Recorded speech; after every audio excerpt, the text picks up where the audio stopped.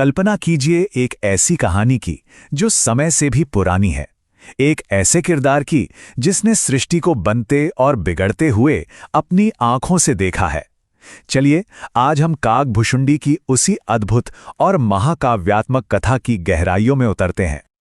मैंने रामायण को लाखों बार घटते देखा है और हर बार कहानी में थोड़ा बहुत बदलाव होता था।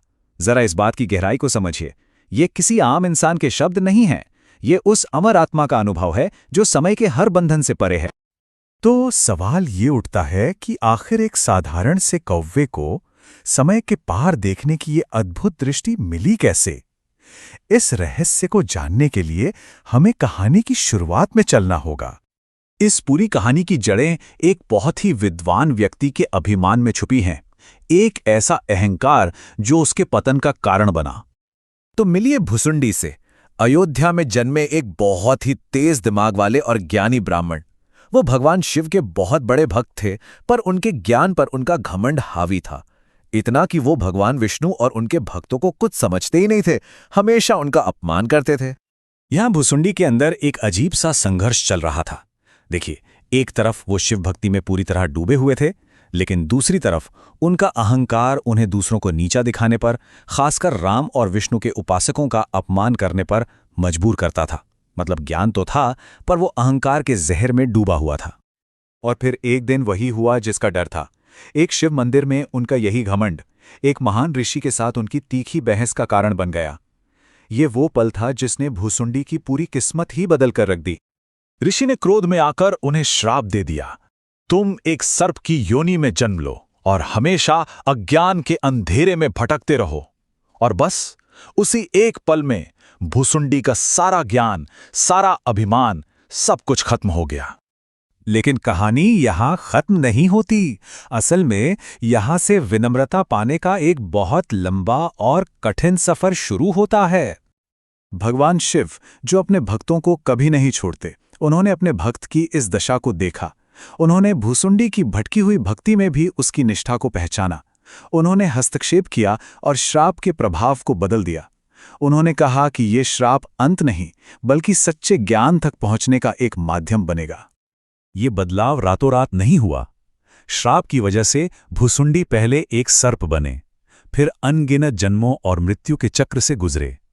धीरे धीरे हर जन्म के अनुभव के साथ उनका अहंकार पिघलता गया और उसकी जगह विनम्रता ने ले ली।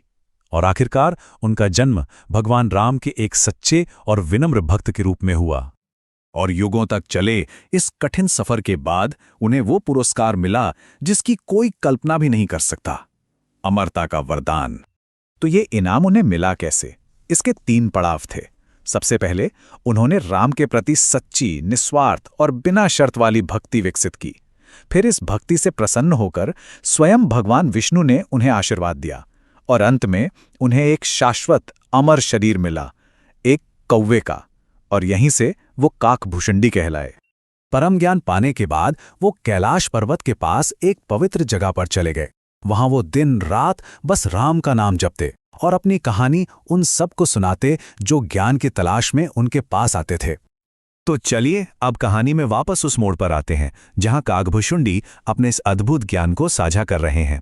यहां से हमें समय के उन अनंत चक्रों की एक झलक मिलती है जो हमारी कल्पना से भी परे हैं। अब होता यह है कि एक बार महान गरुड़, जो भगवान विष्णु के वाहन हैं, काकभुशुंडी से मिलने आते हैं। वो एक छोटे से पक्षी से निकल रही ज्ञान की तरंगों को देखकर हैरान रह जाते हैं। उनकी जिज्ञासा बढ़ जाती है और वो काकभुशुंडी से उनकी कहानी सुनाने का अनुरोध करते हैं।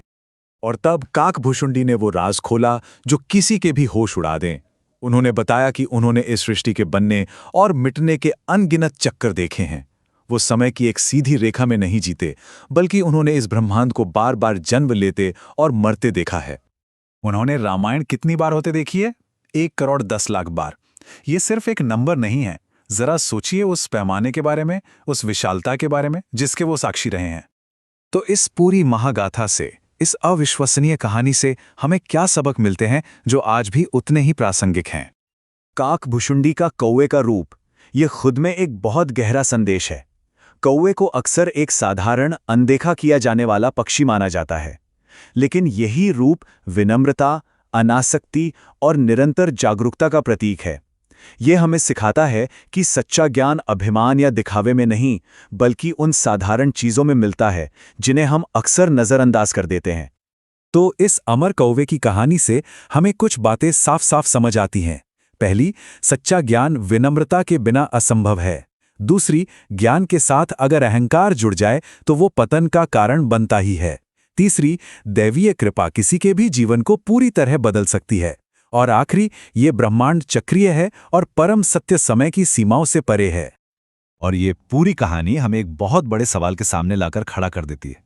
अगर ये ब्रह्मांड एक ही कहानी है जो बार बार अनंत काल तक दोहराई जाती है, तो फिर उस कहानी के एक बार कहे जाने का क्या अर्थ है? हमारी इस एक जिंदगी का क्या महत्व है?